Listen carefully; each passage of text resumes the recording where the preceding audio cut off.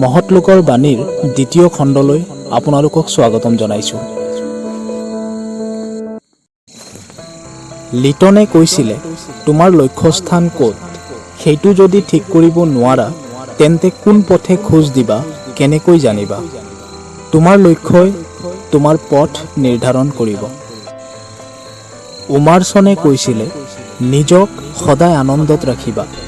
আনন্দময়, উৎসাহী আৰু শক্তিমানৰ কাৰণেহে জগতখন, দুৰ্বল, নিৰুৎসাহী মানুহৰ বাবে নহয়।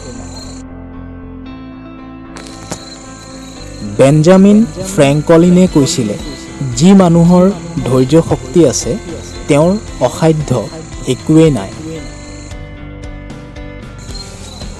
ছক্ৰেটিছে কৈছিলে, আনক সমালোচনা কৰিবলৈ যোৱাৰ আগতে নিজক সমালোচনা কৰা।